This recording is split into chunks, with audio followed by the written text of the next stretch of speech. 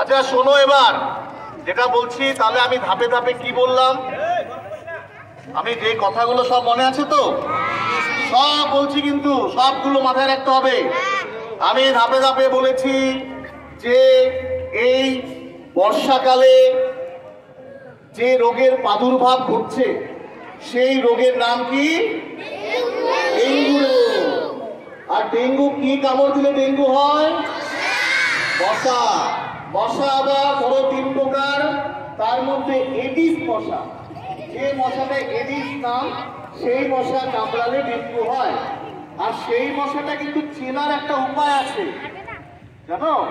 ওই মশাটার পায়ের মধ্যে সাদা সাদা দাগ থাকে। কি থাকে? পায়ের মধ্যে সাদা সাদা দাগ থাকে। দেখলেই মশাটাকে তোমরা মেরে ফেলবে আর ওর থেকে সাবধান থাকবে। বুঝতে পারলে? আর এই মশা কামড়ালে যে ডেঙ্গু রোগ হয় সেটার লক্ষণগুলো কি, উপসর্গগুলো কি? মাথা ব্যথা হবে, পেটে ব্যথা হবে, ঘন ঘন জ্বর আসবে।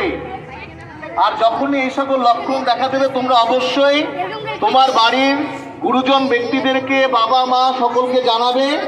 আর যত দ্রুত সম্ভব তোমরা স্বাস্থ্যকেন্দ্রে গিয়ে এর চিকিৎসা করবে। আর এই মশাগুলো দেখা যায় সকালে, বিকেলবেলা, সন্ধ্যা, এই সময়টাতে বেশি এই মশাগুলো আমাদের নজরে পড়ে।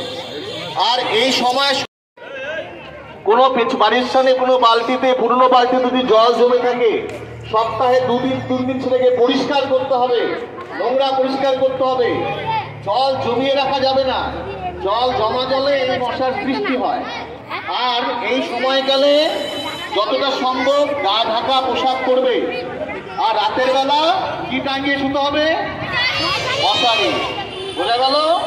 এইবার এই সচেতনতামূলক নির্দেশ, পরামর্শ, উপসর্গ নিয়ে আমাদের একটা গান।